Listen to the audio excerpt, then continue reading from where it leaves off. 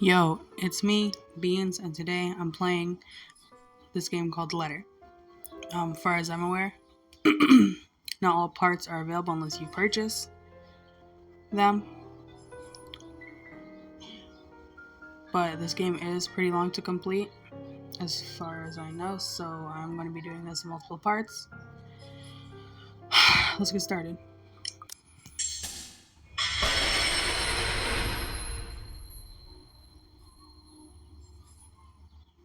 Okay then. The Ermengarde Mansion. It was built for Lord William and Lady Elizabeth Ermengarde of Luxbourne, humble ambassadors of peace and beloved by their people. However, the seasons of joy eventually ended when the good nobles perished at the hands of a great plague. The riches and legacy were henceforth passed on to their only child, Lady Charlotte Ermengarde. The mansion has stood since the 1620s, a witness to a very long history of joy and pain. After Lady Charlotte committed suicide, okay, that escalated quickly. The great house was eventually left uninhabited, and that is when it began. Surrounding villagers spoke of seeing and hearing unearthly things, of cries and howls that filled the nights and hearsay of a mysterious woman roaming the hallowed halls aimlessly. People who dared enter its walls were simply never heard from again. Even after 400 years, these stories remain, much like the house itself. In spite of this, the current owners are convinced that these stories are nothing more than a hoax. With little regard for the truth, the Edbriar Realty Corporation placed the property back on sale. Like Pandora's box, the secrets that lie inside await to be discovered by brave souls. No matter what happens, take care not to be consumed by the curse. Good luck. Isabella. Okay, I assume that's who we are. This is Hello? Rose. Hello? Isabella? Are you there? Where are you? Okay, so it's Rose. I assume she's our friend or something. Oh, hey Rose. I'm at St. St. Grady. Grady High. What's the matter? What do you mean, what's the matter? It's a mansion city. I'm here and you're late.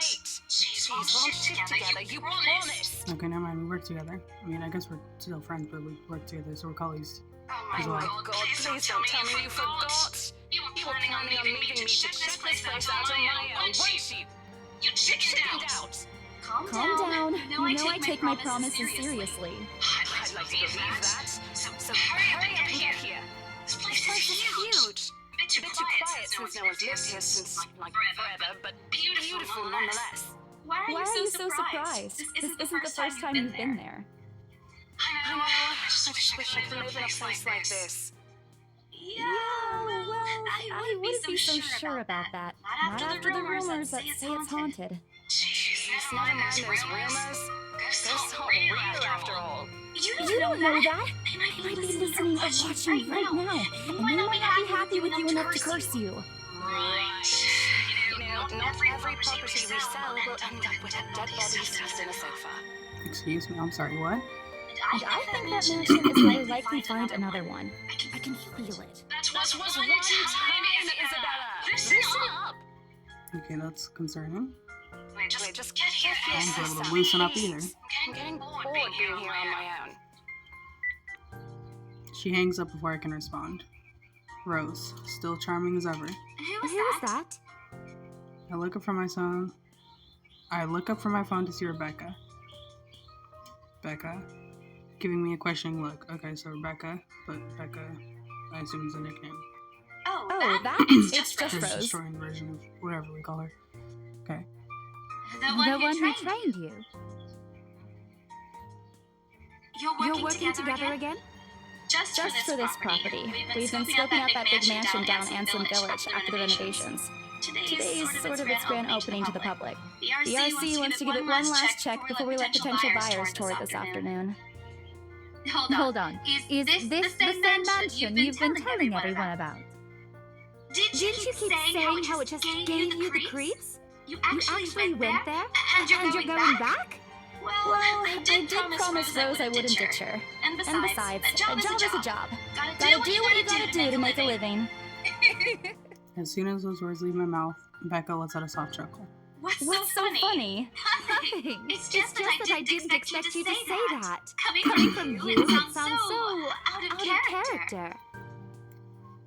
I mean, no offense, but you've been freaking out ever since you got assigned to it. I honestly thought you'd back out.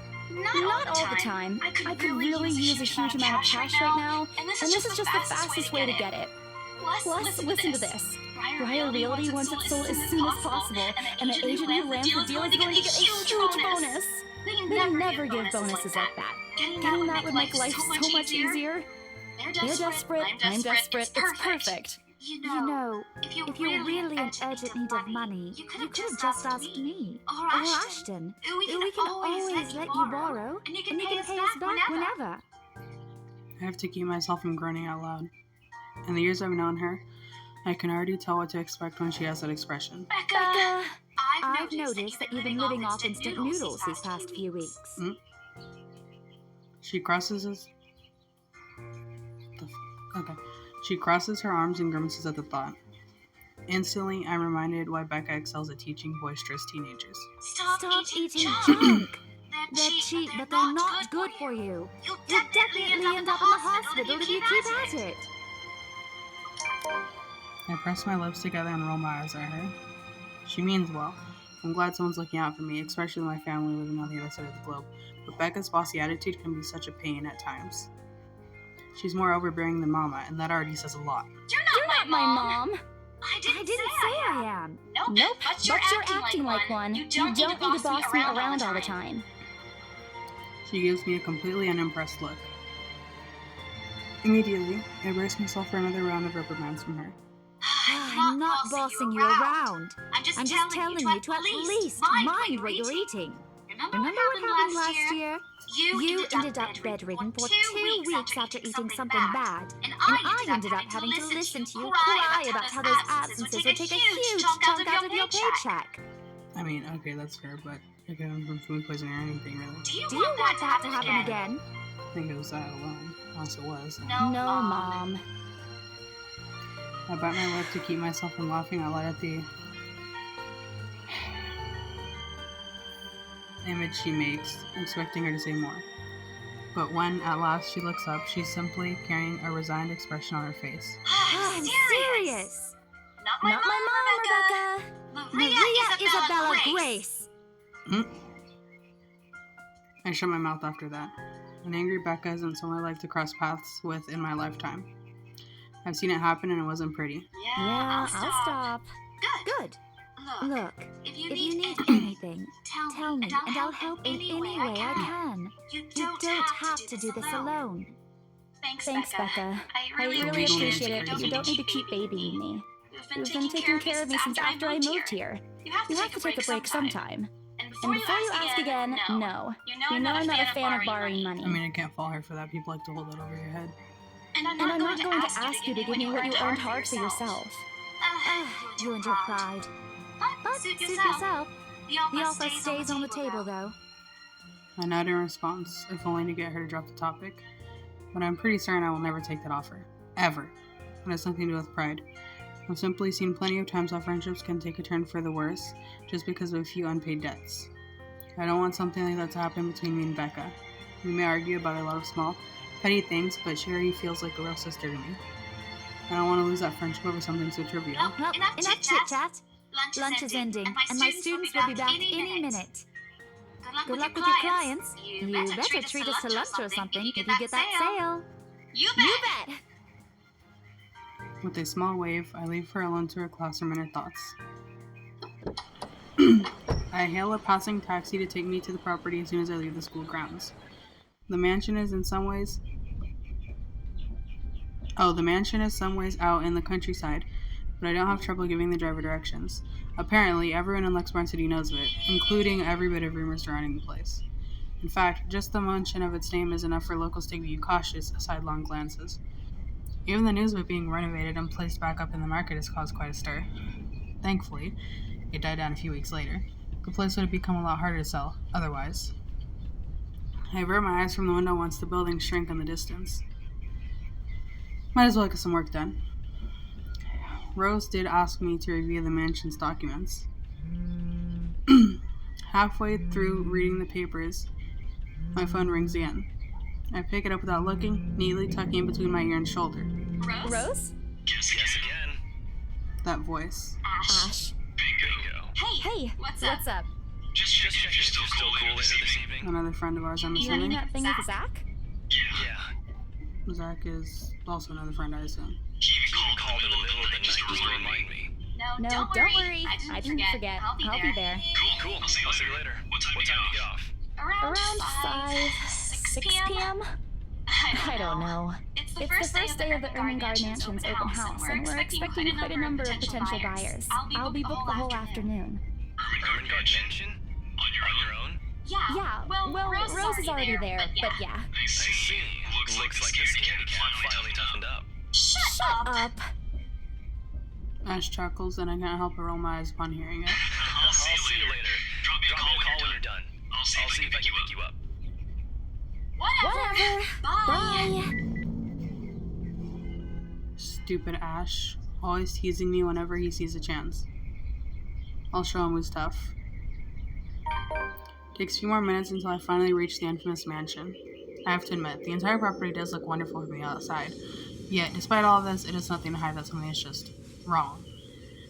While Anselm Village is just a few miles away, everybody keeps their distance on purpose. The lack of immediate human presence just makes this place all the more eerie than it has any right to be.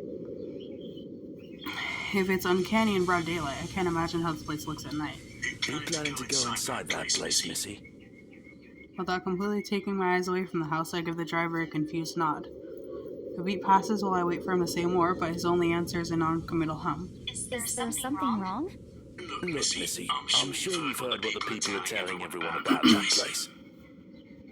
I admit they did a good job fixing it up, but there must have been a reason why even distant relatives of the family who used to own the house never lived in there despite inheriting it. I mean, he's got a point. Maybe they just didn't like it? You never know. He drives off after, but what he said has left a foreboding feeling in my gut. I breathe out a heavy sigh as I approach the house. It's not like I have a choice, anyway.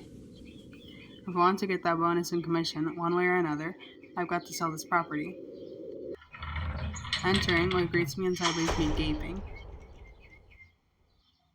They've cleaned every corner, waxed the floor, dusted the antiques, searched every nook, cranny, and crevice, and made it spick and span. All for the sake of making the mansion more enticing to the modern-day lords and ladies. But no matter how hard they try, the mansion still looks as soulless as ever. As though it's going to eat you alive. If you ask me, they should just listen to what other people have been telling them and leave this place alone. Some things in this world are better left alone, never to be disturbed ever again. Rose? I call out. Rose, I'm here. Where are you? My voice echoes softly throughout the hallways. Now, who am I kidding? In a place this big, I don't think she'll hear me no matter how deafening the silence is. She'd be all the way on the other side of the property for all I know. Quickly, I reach for my phone and dial her number. But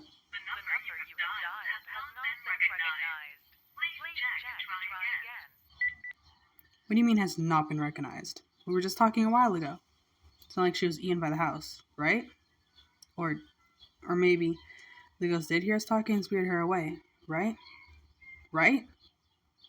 No, Isabella, don't be ridiculous. She probably wandered deeper into the house and lost signal or something. I dial her number again, hoping the call will connect this time.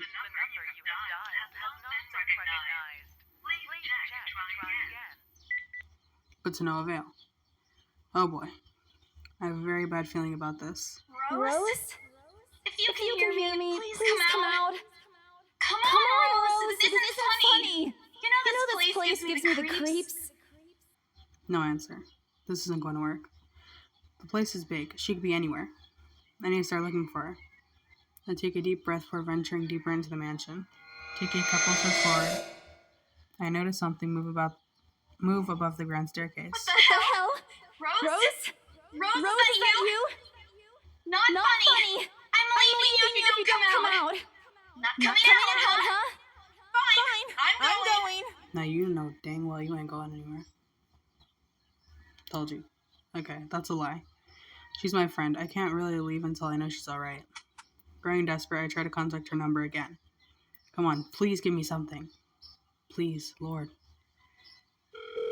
Yes, finally. Hello? Hello? Rose, I'm here at the mansion. Where the hell are you? She doesn't respond. There's also heavy static coming from her side.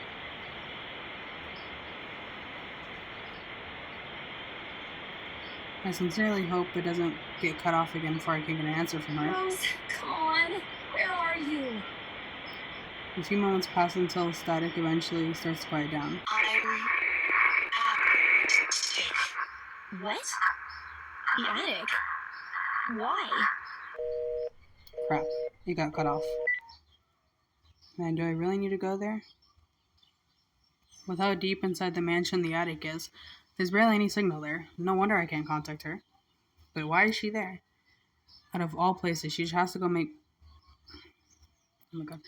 Out of all places, she has to make me go fetch her in the creepiest room of this place. Is she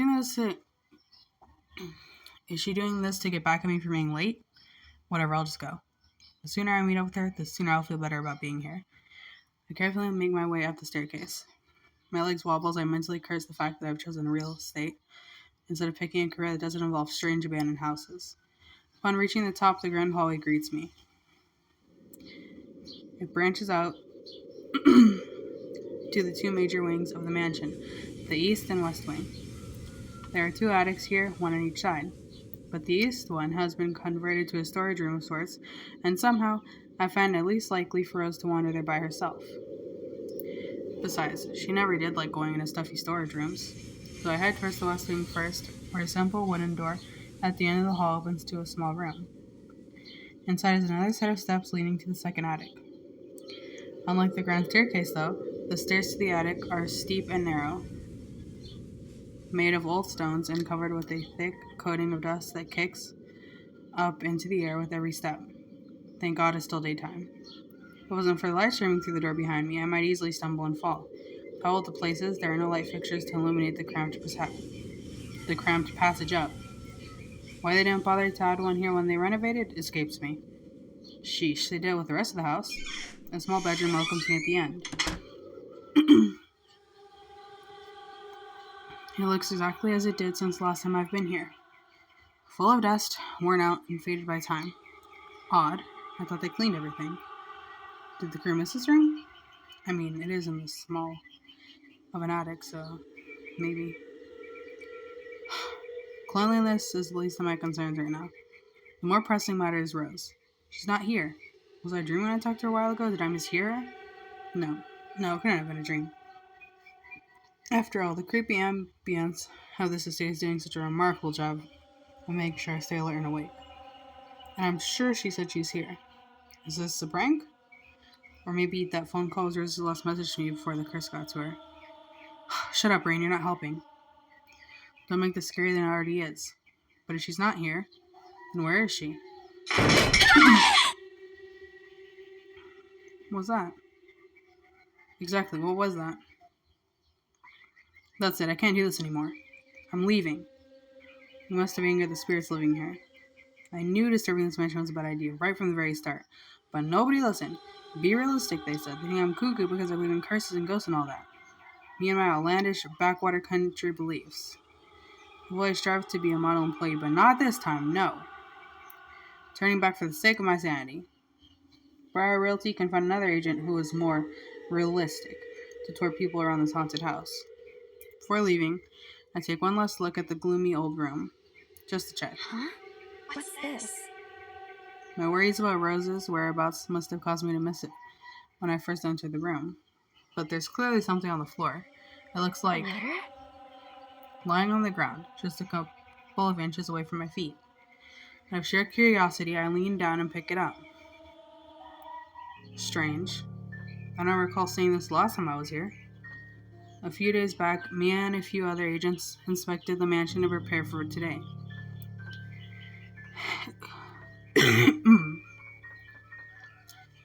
I had been the last to look inside the attic and leave, and this certainly hadn't been here before. Someone must have left it in this room since then. Did Rose leave this for me? Was she here a while ago? I kind of missed her though. Could I? There's only one set of stairs leading to the attic. The letter isn't exactly in pristine condition. In fact, it looks rather ancient. The paper is so thin and rough, I'm worried it'll fall apart if I so much as touch it. But with great care, I open it, and what I read shakes me to my core. What? Oh my god. Nothing but the words, "Help me," fills the page. All of it, seemingly ran with a crimson-shaded pen. Or blood. The same phrase just goes on and on until... Send this to 5 people or else. Or else what? Or else what?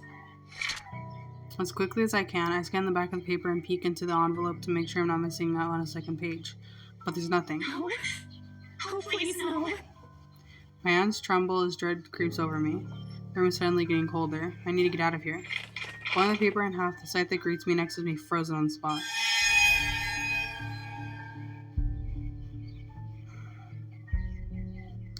A pair of blood-soaked feet enters my field of vision, covered in gaping wounds with skin eating away to reveal flesh, bone, and all manner of things one isn't meant to see. It's too much. All of it is too much. I want to cry, call for help, but the words catch my throat. Even my feet won't move, completely paralyzed out of terror. Lord, please help me. I shut my eyes tight, muttering fervent prayers under my breath. Our Father, who art in heaven, hallowed be thy name. Prayers taught to me as a child by my mama and my papa slip out endlessly through my teeth. Because God, oh God, if you have to listen to any of my prayers, please listen to this one. And if God doesn't listen, at least I won't see the thing that kills me. Hold comfort. I wait, and I wait some more. But when nothing happens, I dare to take a peek. Only to find that the ghost, the thing, whatever it is, gone. Relief washes over me as I shakily get out to my feet and back away towards the door. Wrenching it open, I slip out without a second thought and make a run for it, down the stairs and onto the hallway. I take a look back to make sure it isn't behind me. Any other person might have stopped, dismissed it as a trick of the light and an overactive imagination, but I'm not taking any chances. I'm not giving that thing another chance to catch me off guard. I don't think I'll ever feel safe until I get out of here. Whatever that is. Every warning bell in my mind is telling me that it's going to jump out at any moment and get me while I'm still in this place. I told them! I freaking told them! Oh man! Racing down the stairs, a breathy laugh escapes me and my shoe slips and I find myself falling until my back hits the ground and pain racks my body. My head grows fuzzy and my vision dims as I fight to stay conscious.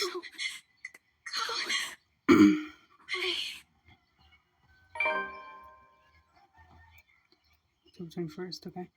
The last thing I see are those feet before all I know is darkness.